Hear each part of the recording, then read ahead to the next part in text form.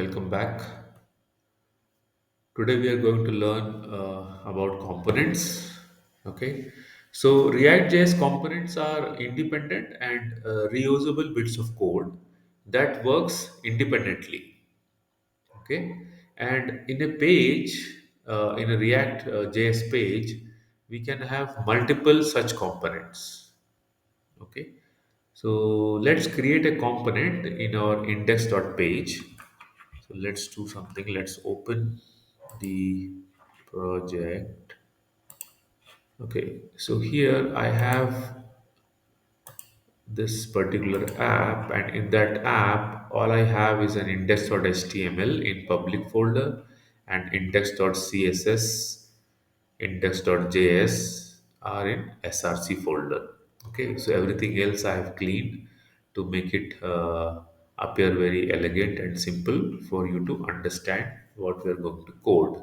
Okay, so right now there is nothing in index.js. It is not referring to any other component or it's not displaying anything. So because of that, the output page is totally blank. Okay, so let's go ahead and create a React.js component. Let me hide this. Okay. So I can create a component either by using a class or by using a function. So we'll see both methods. Let's try with function first. So I'm creating a function which is also a component as far as React.js is concerned. So function bus, and I am trying to return JSX hello world. So this component has just one functionality. It is going to return hello world.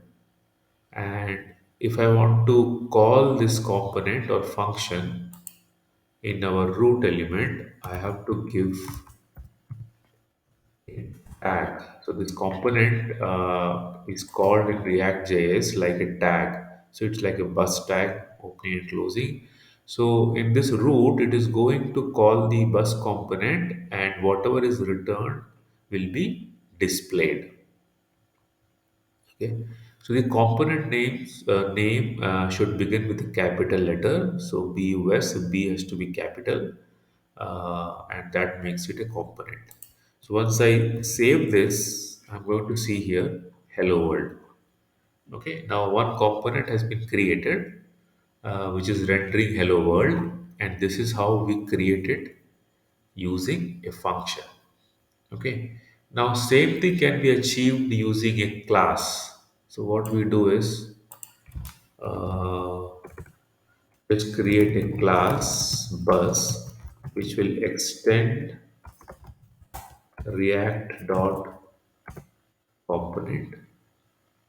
Okay. And this class will have a function called render. Okay. Now in render, I am going to return same thing, that is h1 hello world. Same thing, or let's say I will return right here, welcome world, so that you know the difference. What happened? H1. Okay, so I have to import React. React was not imported. Import React from React. So now you can see welcome world. Okay, so there are these are the two ways to create a component, right? Either you use a class or straight away give the function. So when you're using a class, we have to extend from the component. So react.component is a library that comes along with React when we install it. So this is pretty much about basic idea about how a component can be created. Okay. Now let's have another component. So I have a component. Let's say here. Uh,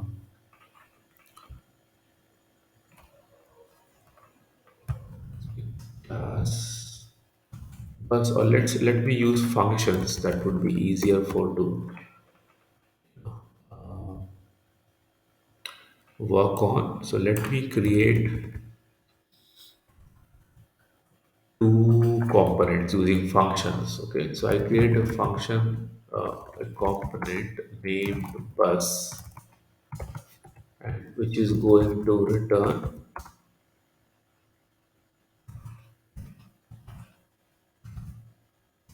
I'm bus. Let's make it h2 I'm a bus, and then I'm creating another component Raj, and then here I'm returning a set of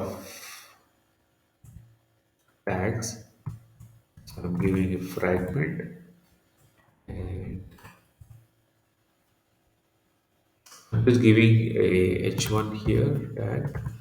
Let's say create a component who lives in my garage. So this is a component which will return who lives in my garage, and here inside it, now here I can call the component bus. So a component can be inside another component. Okay, so the garage component is calling bus component from inside. Okay, and this garage component I can call here in my root. The root I am calling, let's say, garage. What happens? The garage component is being called, and comes here. It is going to print who lives in my garage, and then I'm calling bus component, which will return I'm a bus. So this way, a component can be inside another component. You see who lives in my garage, and then it's coming I'm a bus. Okay. So this is an example of component inside component. Now this component that we are creating can be in a separate file. It need not be in this index.js. So take the example of bus. Just one component, it is just printing I am a bus. Now this bus component need not be inside this. We can put it in a separate file. So let's do one thing. Let's create another file in src by name bus.js. Okay, and this component, let's cut and paste in bus.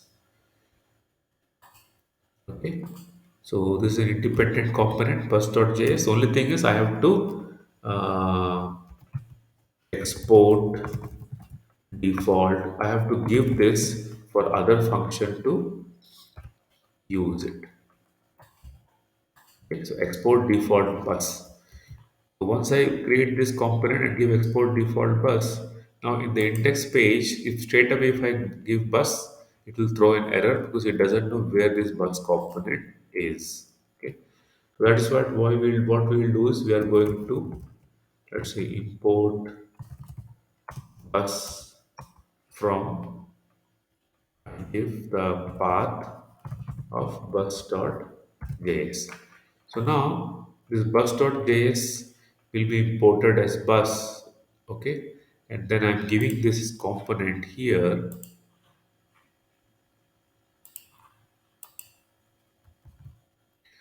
It is showing me I am a bus.